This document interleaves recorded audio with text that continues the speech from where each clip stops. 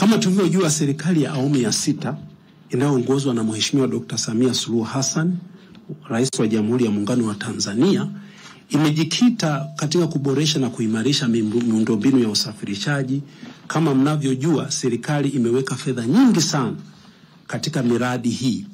Na kwa uchache, hakuna asiyejua, serikali imeweza kuliboresha shirika letu la ndege ATCL, ambalo kwa sasa lina jumla ya ndege 16.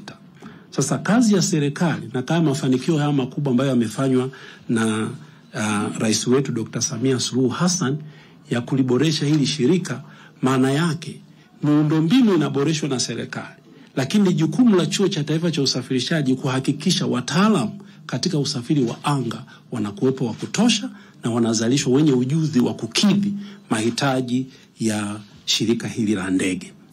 Aidha, Watanzania na ndugu waandishi wa habari, mnajua kabisa ukarabati mkubwa ambao unaendelea katika meli zetu za maziwa makubwa pale Victoria, Tanganyika na Lake Nyasa, ambapo fedha nyingi sana zimewekwa katika hii awamu ya 6 ya uongozi wa serikali yetu chini ya Dr. Samia Suluhu Hassan.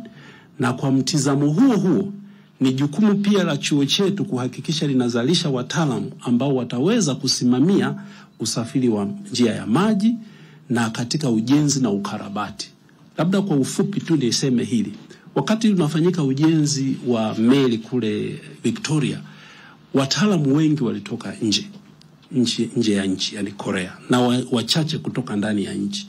Lakini kwa kufanya hivyo unakuta fedha nyingi za kigeni zinaenda nje ya nchi. Kwa hiyo ni jukumu la Chuo cha Taifa cha Usafirishaji kuhakikisha hao wataalamu wapo nchini, na nitaeleza huko mbele jitihada ambazo chini ya Mheshimiwa Samia Suluhu Hassan zimefanyika katika hilo eneo la usafiri wa majini.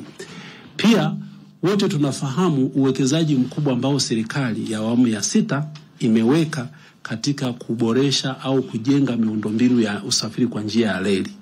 Wengi wetu hapo kituuliza, tumetoka na SGR mji Dar es Salaam na tumefika leo na tukimaliza tunarudi. Haya ni mabadiliko, mapinduzi makubwa sana ambayo serikali yetu inafanya.